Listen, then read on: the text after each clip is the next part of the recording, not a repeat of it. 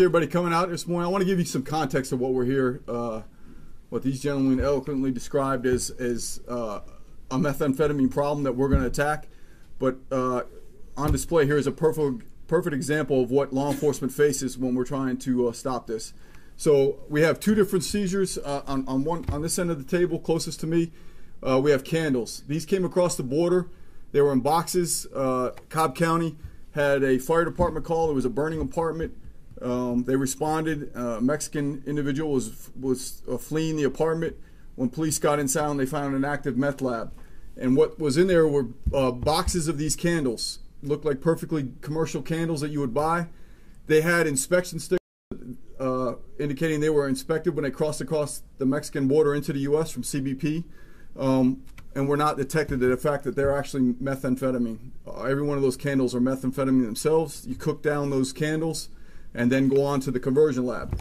So on February 15th, DEA Atlanta received information about a delivery of methamphetamine in the Forest Park, Clayton County area of just south of here in Atlanta area. We responded. We were able to figure things out, and it led us to a house in, again, Forest Park. We went in, we found an active lab. We had no idea what we were about to encounter. And as you can see, this is, there was about 1,300 pounds of finished meth right here. And then there was at least another 100 gallons of meth in process as an active cook, or we would refer to it as, in the lab. And that conversion rate, when I say 100 gallons of liquid, we call it sludge, that's being cooked to make the meth that you see here, is about a 5 to 7 pound per gallon conversion. So there was an additional 500 to 700 pounds that we can't keep. That it's very toxic stuff, so we have to dispose of it. We don't have it here. So, okay, that's a lot of meth. I've been in this business a long time. This is a huge seizure domestically in the interior United States that we do not see at one time in one location. This is a staggering amount of methamphetamine. And it indicates the problem that we have. You often hear it said that meth is making a resurgence. Well, depending on what part of the country, which includes this part, the southeast, it's never really gone away. We've seen only about, and when you look over on this map and you see the different increases, we probably have the lowest increase, 24% increase in this region. Atlanta Field Division makes up 3 states, Georgia, South Carolina, and North Carolina. But we are the hub for the whole entire southeast and even into some of the Midwest and some of the Northeast. We haven't seen that much of a spike because it's never really declined, and we've had a steady surge. What's scary to us and what we're here talking about and we got to get out in front of is, Administrator Dillon mentioned it, you have increasing purity, decreasing price. And let me give you some context, because you talk about price and it doesn't mean anything to you. We're paying right now about $7,000 a kilo for meth. About 5 years ago, we were paying about $28,000 a kilo. So a huge drop. My math about what, 75% drop in a short window, and that's because, as Administrator Dillon said, the mass production of this on an industrial scale in Mexico is staggering. Very cheap to make, about $500 a pound, to make, and they can sell for $7,000 a pound. Huge profit, and they're not sharing it with any other place. They're not having to worry about growing it, any crops issues. This is purely synthetic. They can do it. Mass profit, highly addictive. They've got it down to highly pure. And here's the brutal reality of this and why it's important to stop people from using it in the first place. Once addicted to this, there's really no treatment. This is a behavioral kind of addiction that you have to treat the behavior. There's no other drug that we can put you on to keep you from using this one. At this time, it doesn't exist. And we talk about the devastation. We're seeing it, drug overdoses from methamphetamine and other stimulants like this increasing, while the heroin and the fentanyl are decreasing. But the other scary thing that we really want to get out in front of that we're seeing now is our laboratory for the first time is starting to see methamphetamine and fentanyl mixed. We're not sure if it was intentional, cross-contamination, whatever it is, but we're hoping that has not become a trend, because we are in a serious issue then. There is way more meth users than we have heroin users, and we're afraid of the overdose rate and the actual death that's going to come from that if that starts to be a trend. So this is why, excuse me, the powers that be decided we need to do something. And we've always attacking these cartels. But the difference here is we're going to attack them where, as Administrator Dillon stated, at known hubs. We know where the Mexicans come across, store, where they collect, distribute it, process it for the rest of the United States, and where they collect the money to send back. That's our best place to target. That's the leadership of the cartels domestically that we see in the U.S. That's where they function, and that's where we're going to attack them. Again, street value, to give you some context here, wholesale value, we're probably talking 2 to 4 million, I think, on this, and then wholesale, you're talking 6 to 8 million. And even a better staggering statistic to show you, this represents on this table about 2.3 million individual doses. So right here, we have the ability to get 2.3 million individuals high for about 12 hours a day off of one dosage unit. It's a staggering amount of drugs.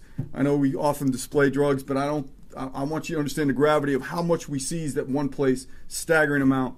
So what you see here in the gray wrap bundles is the what we call powder meth, and some of it's in the bags.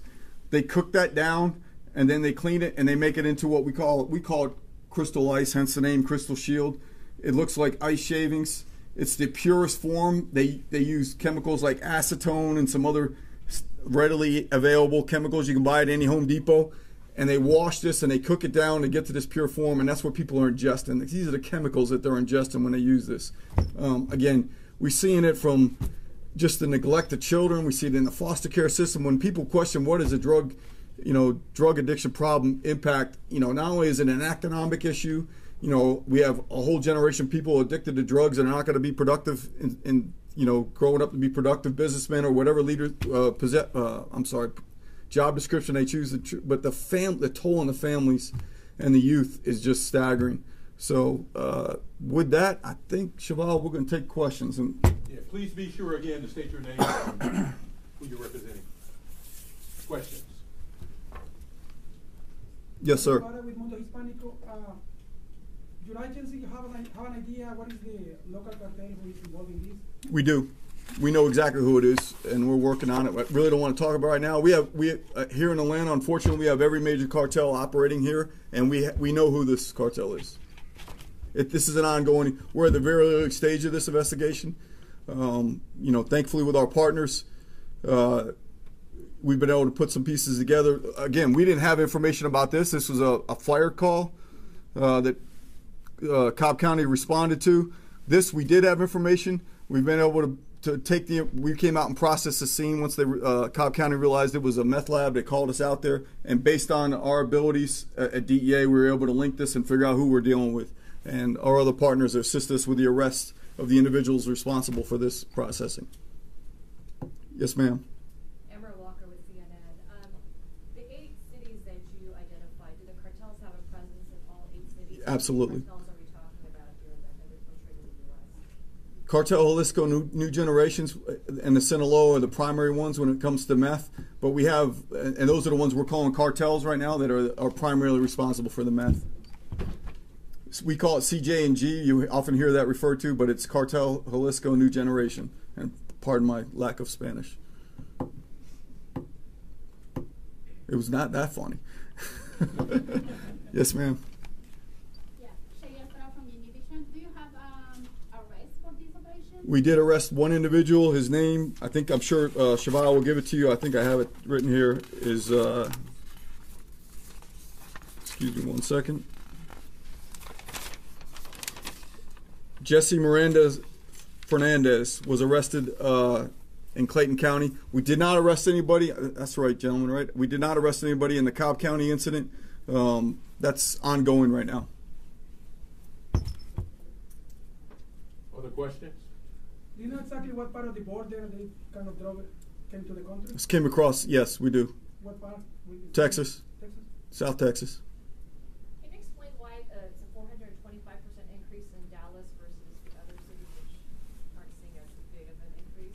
Well, I mean, those are seizures. A lot of that can be addressed as the cartels maybe were not set up there before. They decided to establish a base there, and now DEA investigations are leading to productive. I hate to comment on I'm not running that division, so I don't know, but it could be a number of factors. An increased presence of the cartel that maybe wasn't there before. They've said Dallas is strategic in the sense what they do and why Atlanta is so strategic.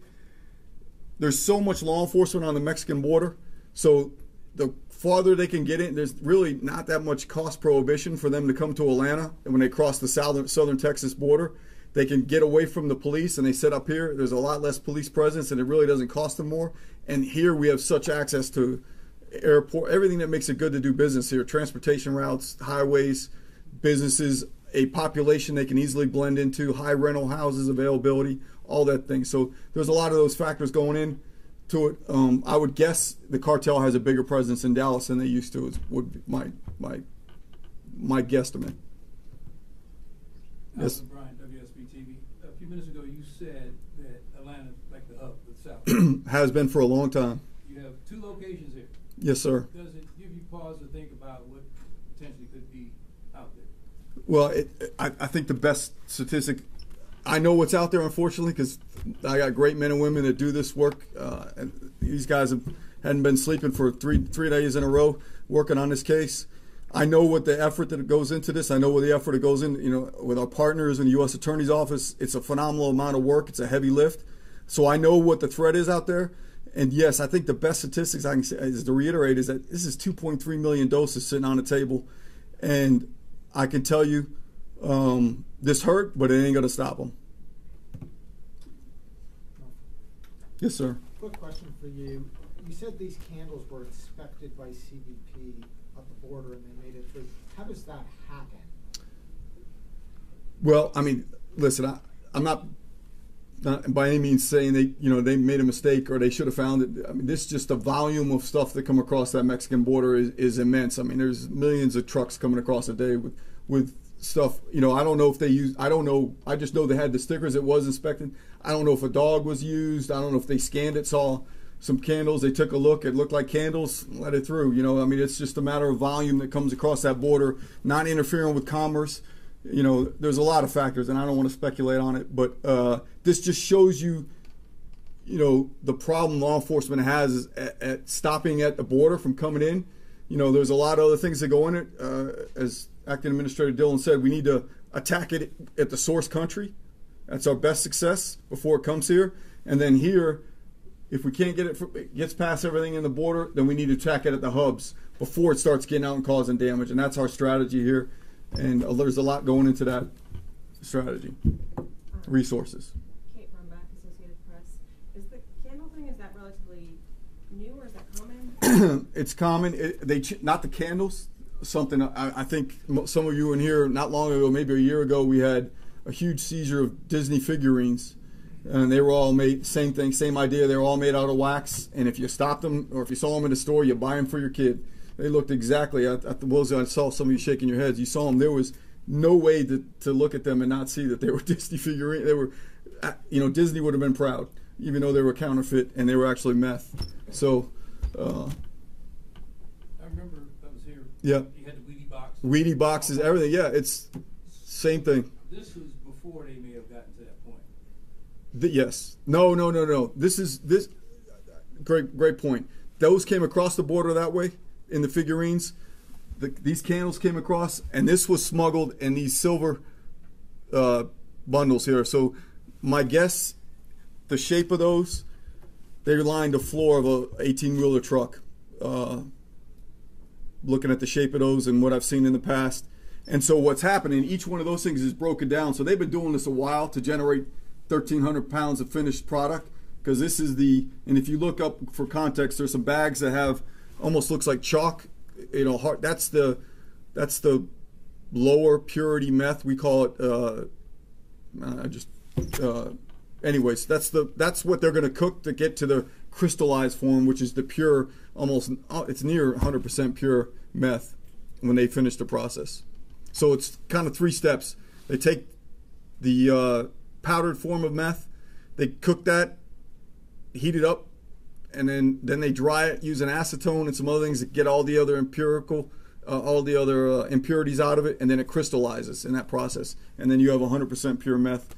That can be the other dangerous thing is you can snort it, you can smoke it, you can shoot it. and really you don't have the stigma of using it that you do, say, heroin stuff, where you don't have to stick a needle in your arm to use this. And